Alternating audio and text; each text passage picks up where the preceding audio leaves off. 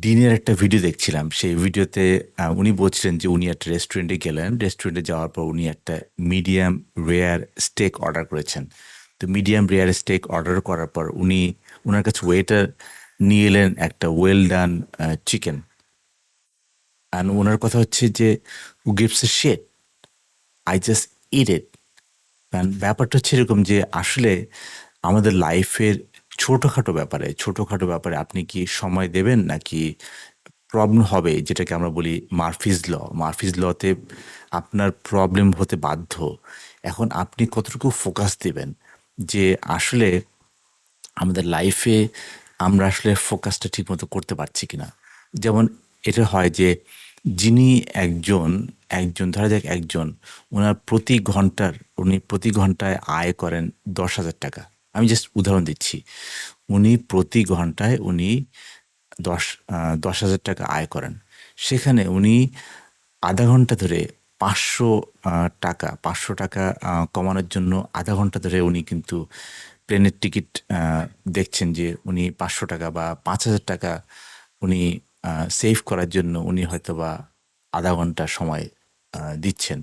So is it fair? মানে আমরা আসলে আম যদি এটাকে প্রপারলি দেখি তাহলে কি আমরা আমাদের এই ফোকাসটাকে আমাদের দেওয়া ঠিক হচ্ছে কিনা? যে আমি প্রতি ঘন্টায় আমি 10,000 টাকা আয় করি, সেখানে আমি 5,000 টাকা সেভ করার জন্য আসলে আমি কতটুকু সময় দেব?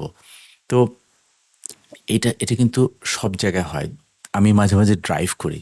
তো আমি যখন ড্রাইভ করি তখন কিন্তু continuously people cutting the line. তো এখন যারা দে আর কাটিং দ্য লাইন, এখন আমাকে তো বুঝতে হবে যে যেসব ড্রাইভাররা দে আর কাটিং দ্য লাইন এবং তাদের এডুকেশনাল ব্যাকগ্রাউন্ড আমাকে চিন্তা করতে হবে যে আমি কি তাদের সাথে কি এটা নিয়ে মারামারি করব নাকি আমি তার সাথে এই রেসে নামবো? am I focused to deal with this? তো এরকম মাঝে মাঝে হয় যে আমার ড্রাইভার মাঝে মাঝে ভুল করে বা সে রাইটভাবেই চালায়, তো পুলিশ মাঝে মাঝে ধরে। তো আমি ওকে বলি যে যখন আমি দেখি যে ব্যাপারটা ডিবেটেবল, 50-50 চান্স যে আমার ড্রাইভারের ভুল হতে পারে বা পুলিশের ভুল হতে পারে। সো আমি জাস্ট আমার ড্রাইভারকে বলি, জাস্ট পে আপ, মানে জাস্ট যে ফাইনটা আসছে সেটাকে পে করে দাও। মানে we don't have time getting into that kind of thing যে এটাকে আমি সলভ করবো। And this is a big problem যে আমরা আসলে ফোকাসটা বুঝতে পারি না।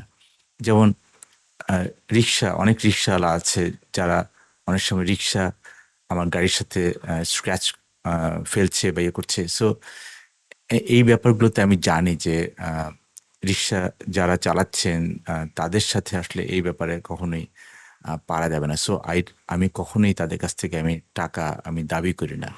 I just close the deal যে রিক্সায় um, দাগ ফেলেছে আমার গাড়িতে, I just take it, I just accept it. Because we are here in life, we are here to solve bigger problem.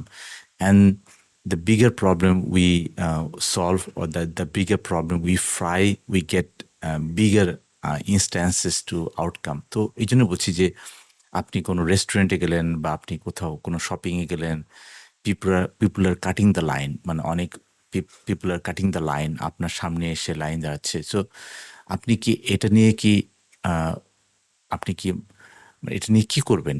R you going to solve this? মানে এখন আপনি কি you are the yes man, মানে আপনি যেটাকে right man, আপনি কি এটাকে রাইট করতে পারবেন?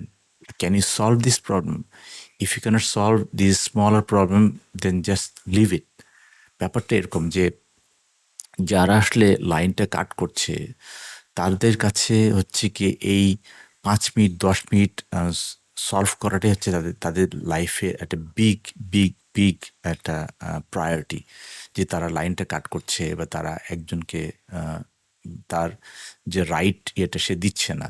তো এই জন্য আমরা বলছি যে আমাদের লাইফে we should be able to focus on the bigger problem, যেখানে আসলে we have more Returns and final outcome is even bigger. So আমি লাইন কাটলে আমি খুব একটা বিরক্ত হই না, বা আমার সাথে যারা রাস্তায় ড্রাইভ করছে সে অন্যায়ভাবে ড্রাইভ করছে, আমি হয়তোবা বলি যে this is not right, but that's it. তার বাহিরে আসলে আমি যাই না। তো এটাই হচ্ছে কি আমাদের লাইফে যে যারা হয়তো ৫-১০ মিনিট বাঁচানোর জন্য তারা এই কাজগুলো করছে, তাদের সাথে আপনার যে লাইফের যে ফোকাস সেটা ডিফারেন্ট। সো আপনি আসলে সেই ৫-১০ মিনিটের জন্য আপনি কি ওখানে ০.৫ ঘন্টা ফাইট করবেন? নাকি আপনি you should go go on with your life, যেটা আসলে we solve bigger problems and then how we also get into that line. আরেকটা জিনিস আমি দেখেছি যে ধরা যাক আমার ফ্রেন্ড আমার ব্যাপারে কিছু বললো, যেটা যেটা আমার ভাল লাগছে না, বা আমার আত্মীয়স্বজন আমার ব্যাপারে একটা কথা বললো যেটা আমার আসলে ভাল লাগছে না, অ্যান্ড অ্যাম আই লাইক এটা নিয়ে আমি হয়তো বা ১ বার ২ বার এটা নিয়ে কথা বলতে পারি, বাট দ্যাটস ইট। এর বেশি আসলে এটা নিয়ে আমার সমস্যা, বা আমি এখানে ফোকাস করতে গেলেই আসলে আই উইল লুজ ট্র্যাক। তো এই জন্য বলছি যে কে কি বললো না বললো সেটার দিকে, বিকজ তার প্রায়োরিটি, তার লাইফ প্রায়োরিটি হয়তো বা সে ওই সময় ডিমিন করতে চেয়েছে, বা আমার কলিগ, আমার অফিসের কলিগ, সে একটা ব্যাপারে আমাকে ডিমিন করতে চেয়েছে, দ্যাটস ইট। ওইটা নিয়ে আমি যদি পড়ে থাকি তাহলে কিন্তু আমাদের আমাদের লাইফের আমরা ফোকাস হারাবো।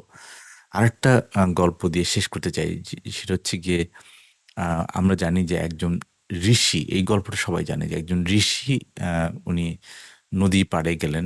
আমি জানি না গল্পটা এরকম হতে পারে, নদীর পাড়ে গেলেন, তো এখন ওখানে একজন মহিলা উনি বললেন যে আমাকে কাঁধে আহ, কাঁধে নিয়ে কি আমাকে নদী পার করে দেবে। তো এখন ঋষি ওই মহিলাকে কাঁধে করে উনি নদী পার করে দিলেন। নদী পার করে দেওয়ার পর উনি আবার আগের মতো চলা শুরু করলেন। তো ১ ঘন্টা ২ ঘন্টা পরে যখন ওনারা রেস্টিং পজিশনে গেলেন, তখন ঋষির সাথে যারা সাগরেদ ছিলেন, তো তারা বললেন যে আপনি যে ওই মহিলাকে কাঁধে নিয়ে যে আহ, নদী পার হলেন, এটা কেন করলেন?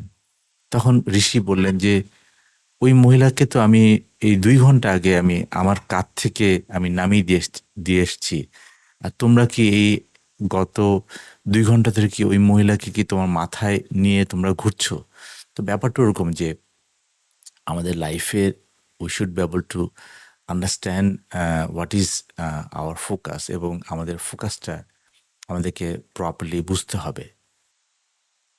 আর এর পাশাপাশি আমরা যদি জানতে চাই যে আমাদের মানুষের মাথায় কি ঘোরে, মানে মানুষের মাথা আসলে কিভাবে চলে, মানুষ কিভাবে সিদ্ধান্ত নেয়, মানুষ কিভাবে একটা ফাইনাল আউটকাম নেয়, বিকজ আমাদের সিদ্ধান্তই কিন্তু আমরা, মানে আমাদের সিদ্ধান্তই কিন্তু আমাদেরকে ডিফাইন করে যে আমরা প্রপারলি সিদ্ধান্ত নিতে পারছি কিনা। সেই জন্য you could read this novel, মানে এটা আমার লেখা বই। এই নোভেলটা ইউ কুড রিড ইট। মানুষ আসলে কিভাবে সিদ্ধান্ত নেয়, বা মানুষ কিভাবে ফাইনালি তার সিদ্ধান্তকে একটা আউটকামে নিয়ে আসে, সেটা আসলে এখান থেকে আপনারা ভালো মতো বুঝতে পারবেন।